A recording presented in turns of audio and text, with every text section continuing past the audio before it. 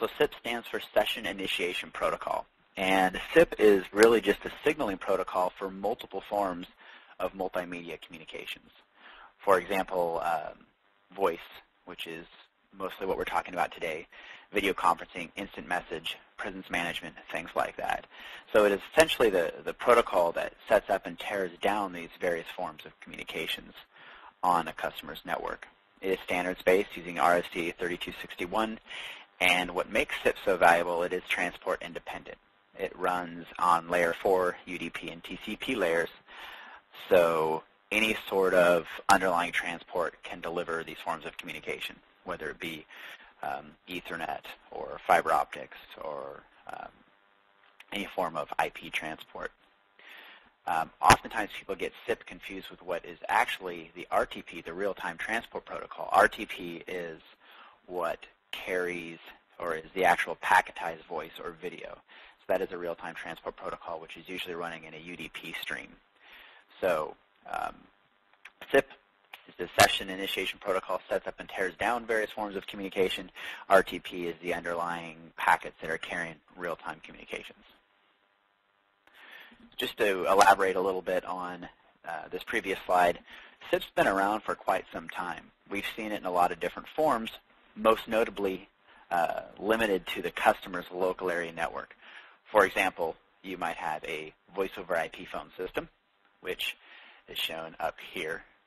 And you also have maybe third-party proprietary IP phones, which might be SIP devices.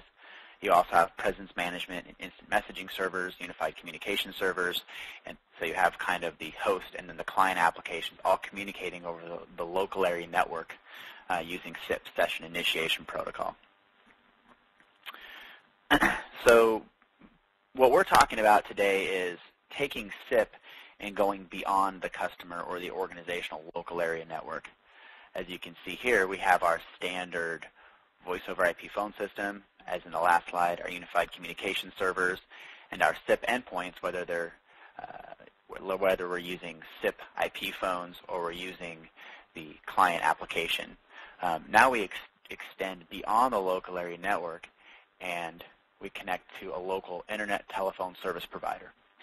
So traditional dial tone has been delivered to the organization over standard analog line or PRI up to this point in time, which is pretty common. Most of our customers will have deployed or will be deploying or replacing their current legacy digital or time division multiplexed phone system and migrating to a voice over IP phone system, such as the ShoreTel components we have on this slide. However, up to this point, and what's still most common is connecting that next generation state-of-the-art voice over IP communications phone system back to traditional legacy time division multiplex or analog phone lines. Well, it only makes sense the next evolution would be to extend the benefits of voice over IP communication to the dial tone or the service provider. And that's where the ITSP or the Internet Telephone Service Provider comes in. So in this particular scenario, instead of using the traditional analog and PRI connections, which we show to the right side of the slide, we are now also connecting phone services through the Internet Telephone Service Provider, the ITSP. What's nice about this is we can deliver those dial tone services or those carrier services or those SIP trunks over a number of different transports. We have customers that we deliver phone service via Ethernet over copper, fiber optics, MPLS, T1 Internet. The list goes on. And once you start thinking along those lines, you can see the absolute flexibility and benefit that SIP has, most notably around cost savings, things like disaster recovery, failover, and things we're going to be talking about here in a little bit.